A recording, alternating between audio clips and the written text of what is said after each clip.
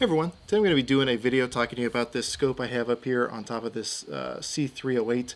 This is the primary arms 4-14 front focal plane DMR HUD scope for 308.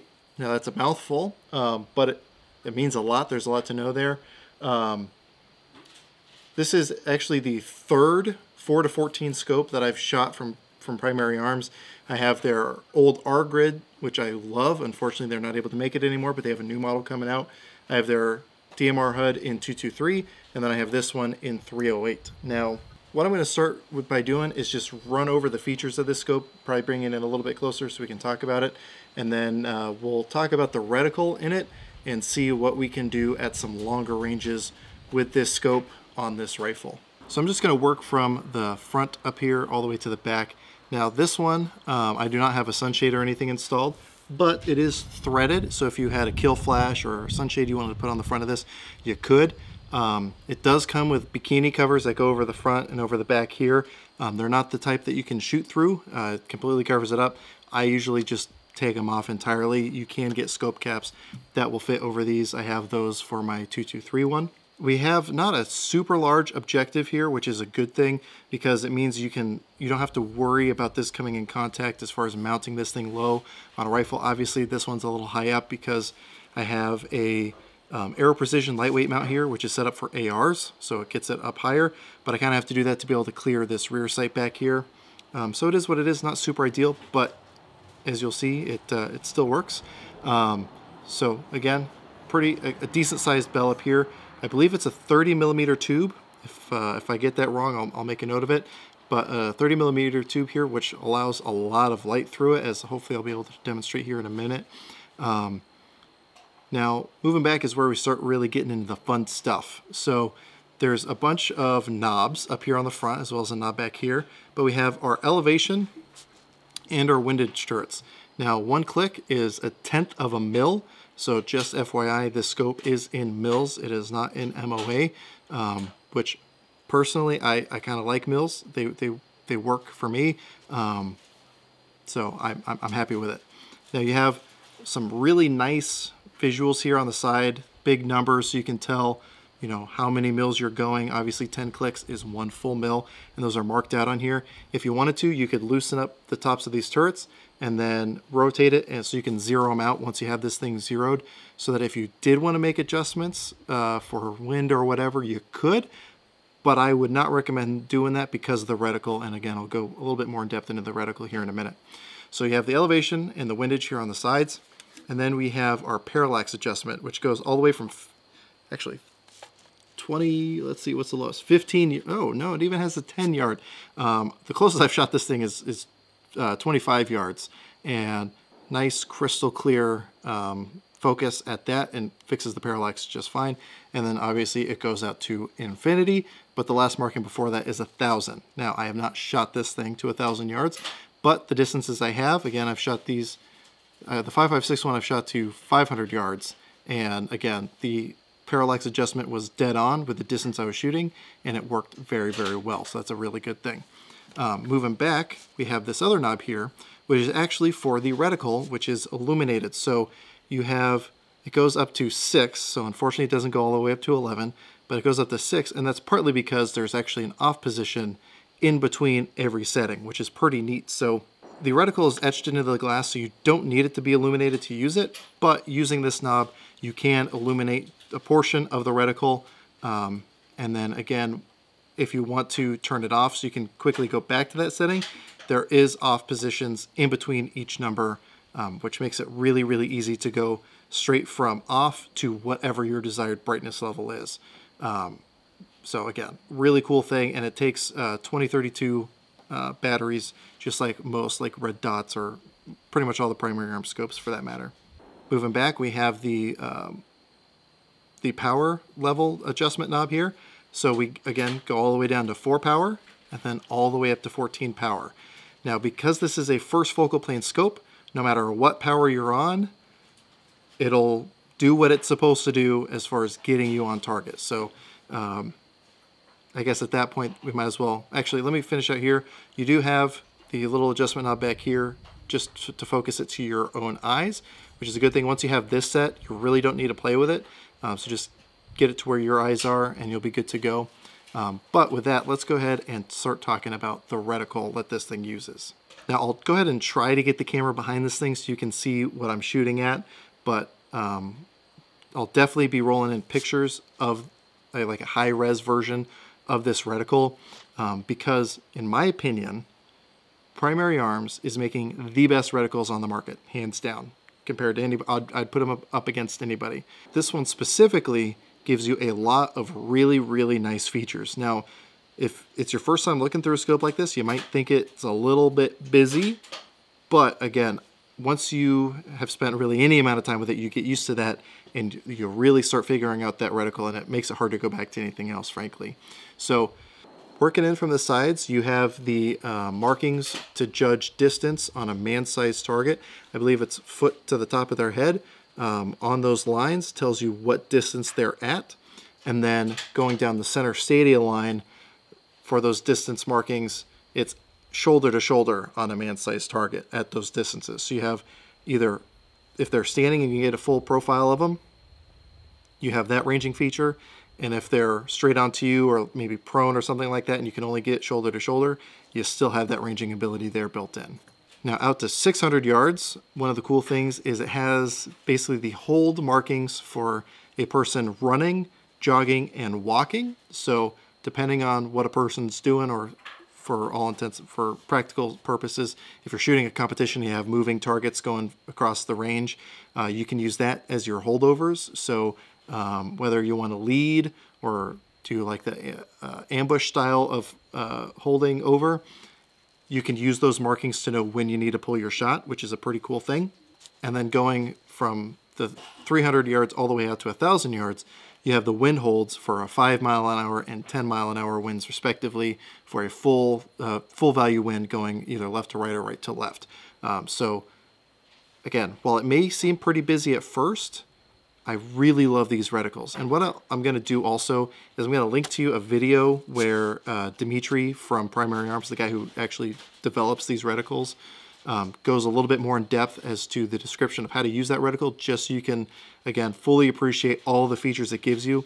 It's pretty stinking awesome, and again, as we'll see here shortly, it allows you to very simply shoot at some longer distances. So what I went ahead and did is I zeroed this scope at 100 yards. Now, I'm going to go ahead and say right off the bat, one of the biggest downsides that most people have with BDC reticles like this one is once you start making any changes to any of the variables, the BDC is no longer properly calibrated. If you could build the rifle exactly to the calibration of this scope, once you start changing bullet velocities, height over bore, any of those variables, then that calibration is going to be off.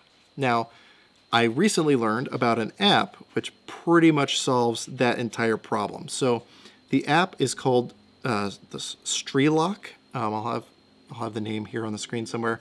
And there's also a StreeLock Pro for not a whole bunch more. And I have the Pro version because it has more of the reticles built into it. And it has every single Primary Arms reticle, all the ACSS reticles, all the mill reticles, any reticle that Primary Arms makes is programmed into this app. So what I can do is program height over bore, bullet velocity, bullet weight, ballistic coefficients. I can value all these variables in, and then it'll tell me what my actual holdovers need to be with this rifle. Now, I'm gonna go ahead and just put in a screenshot because it'll be really hard to show you on my phone here. Show you a screenshot of what my exact values are with this scope on this rifle shooting this ammo. But you'll see it's pretty dang close to what the actual yardage markings are in the reticle. So for example, at 300 yards, this says it's 317, 400 yards, 413, 500 yards, 505, 600 yards, 594, and again, stays pretty dang close. The furthest we get is at 1,000 yards. It's actually 950. But because I know this, I can now adjust my holdovers to those distances. And again, this means that if I'm working load development or I have a new load that I want to try out for hunting versus target shooting, I can program that round in and know exactly what my holds need to be at these distances for the temperature, etc. So that's a really, really cool thing. So again, using this, I zeroed it at 100 yards, and now I'm at this 200 yard range where we also have steel targets up at about 290 yards.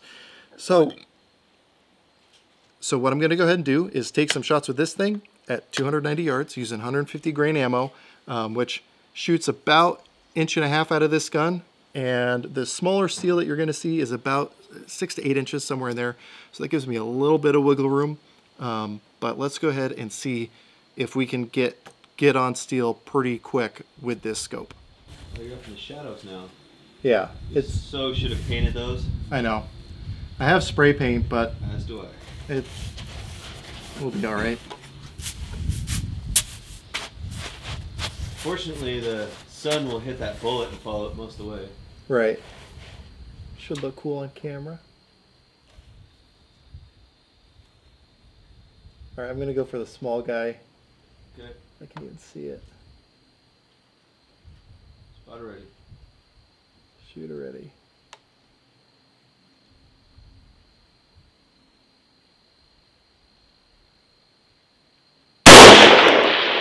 Through the tire, 7 o'clock.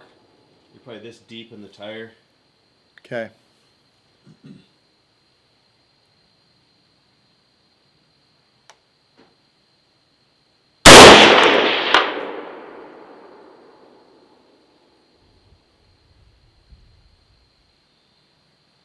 About 430. Okay. 2 inches from bullseye.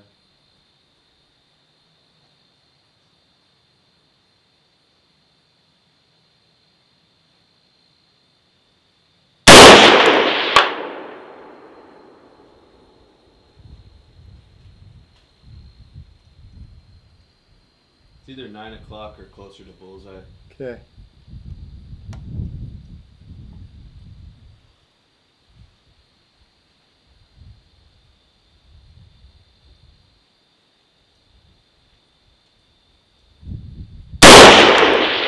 Such a heavy trigger.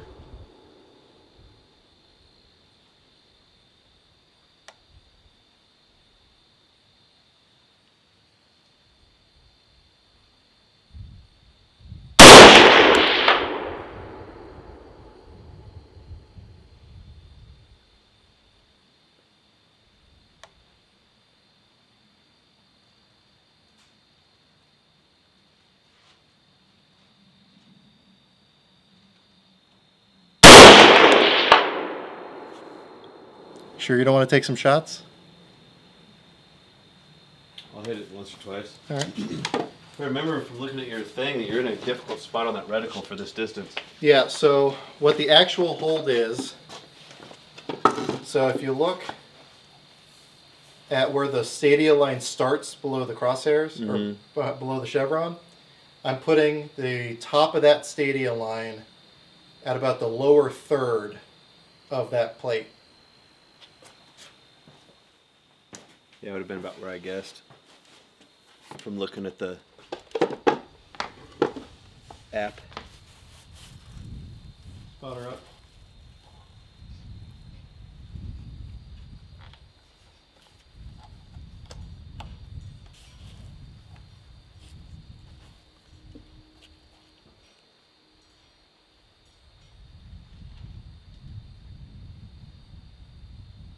Sending.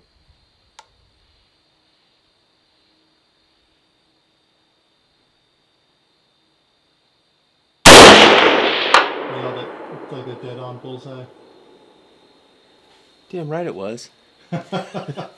So after I think 1 or 2 shots, just to get this thing perfectly, like to know exactly what my holdover is, we were smacking it pretty consistently, and then I had my friend come over, and his first shot ever through this reticle, through this rifle actually, in fact, he was able to get a hit. And if that's not a testament to these things working, then I don't know what is. And really the best thing about these scopes is the price that they come in at. So for a front focal plane 4-14 scope like this, I want to say they're under $300, like 280 bucks. Sorry, that's my other camera's auto shut off thing, the one I had for my downrange camera. So for under $300, getting a scope with this many features is pretty excellent. Now, obviously the battery life is not going to be the same as like my $50,000 red dot from Primary Arms, but you also have the shutoffs in between each number, and even if the battery dies, you can still use your reticle. So I was shooting into a pretty dark shadowed area. I didn't have it illuminated at all, even though there is some battery life still left, which is good because I normally kill my batteries really quick because I always leave stuff on. We're still able to hit at 290 yards, no problem. Well, a little bit of problem. I had a couple shots just to get zeroed, and then you know, we made it work after that. So I think when you take everything into consideration, I don't know why you would want a scope different than this. Now, I will say again, there may be a little bit of a learning curve associated with a reticle this quote-unquote busy, but really after you get used to them, I wouldn't want to go back to anything else. And again, even though, yes, BDC reticles can be very particular to the load you're shooting, with an app like this one, you just put in your data, and granted, yes, you do need to know like your velocity and stuff like that, but man, again, you just tell it where it needs to be, and it does the rest of the work for you. Now again, with this one, we're shooting at 290 yards, and I'm sure there's probably a way to tell this thing, for this to tell you what your hold is at specific distances, but I haven't figured it out yet. This app, I will also admit, is not super intuitive, but I'm figuring it out, and again, we're able to make it work for this. So had that been the case, if that is a feature on this, we probably would have figured it out. But again, I'm happy with it. And again, that kind of takes me into my main point, I guess, with a scope like this, reticle like this, or whatever. There is no replacement for training. So cool, you have a scope that has markings all the way up to 1,000 yards. Awesome. But have you tested it with your rifle? Do you know what the actual holdovers are? Do you know what you need to do to put that round exactly where you intend it to go, out to as far as you intend to shoot? Again, if I'd have just put this thing on and hoped for the best, oh, I would have been pretty close. Once I got it zeroed at 100, again, my markings were pretty close. I would have missed that steel, that 6 to 8 inch steel at 300 yards. And if you're using this for hunting, I will say it would be an unethical shot to shoot at 300 yards if you've never shot to 300 yards and you get a bad shot, you just wound the animal instead of giving them a quick, humane kill. So even with a reticle like this that does a lot of the work for you, you really need to get out there and train and practice and know the exact relationship between your rifle and your optic and your ammo. 3 big variables, because if I swap to a different bullet weight, if I swap to a different bullet type, different construction, whatever, again, all that information changes, and even more so at longer ranges. So I will say, use the money that you save from buying a very, very high quality optic like this, and use that money on ammo and range time so that you can make sure that you can work in harmony with your tools to make it do exactly what you want it to do. Because that little gong on the right side at 290 yards, I normally don't pay any attention to that thing because I have a really hard time hitting it. But with a little bit of help from a spotter and just walking it into place, this thing will definitely do its part. So now I know in temperature like this what my hold needs to be with this scope on this rifle to be able to make that hit consistently, which is a pretty good feeling. And I'll tell you, once you start shooting long range, especially at steel targets, you want to chase that dragon and push that steel a little bit further out. So one of the other things I want to speak to is the quality of the primary arm scopes in general. I see a lot of people talking bad about them because of the price point they come in at. This is like the 8th primary arms optic that I've owned. I have 3 of the red dots, all of which I paid for myself. I have 2 of their 1-to-6s, and I have 3 of these 4-to-14s. Is that it? I think that might be it. And I have had a grand total of 0 issues with all 3 of them. The red dots especially, I have thousands of rounds through those. I have a dedicated video on those. Rain, sleet, snow, no factor. They kept doing their part. So I am very confident in the quality of these scopes, again, even for the budget price that they come in at. So I have 0 hesitation there. I've even defended these to people who work for some very high-level companies and basically staked my name on these, again, because of the good experience I've had with these optics from Primary Arms. So what I'll do down below in the description is link to the other videos I've done on these products. Unfortunately, I can't link it directly to Primary Arms because YouTube will take my videos down. They actually took my very first video down yesterday, so I finally hit that milestone. I guess great way to celebrate Labor Day is to get email from YouTube saying they've deleted one of your videos. So anyway, so I won't put a link to Primary Arms, but if you just go to primaryarms.com, Google search Primary Arms, you'll be able to find it no problem. And I'll probably upload this video to full 30, and in which case I will have the links there. I do also have a Patreon page, so for those of you who might be interested in that, definitely check it out. I post all my content there early, as well as doing some exclusive content and some giveaways, question and answer stuff. So definitely check that out. It really, really does help, again, especially with YouTube taking videos down. I'm hardly getting anything from it, so the little support I get from those guys over there makes a huge difference when it comes to how much ammo I'm able to bring out for tests like this one. So if you have any questions, comments, or concerns, go and throw those in the comment section down below. I'll try to get back to you as quick as I can. So be on the lookout for when I do the video on the 5.56 version of this scope. But in the meantime, as always, I hope you got something out of this video, and I really appreciate you watching.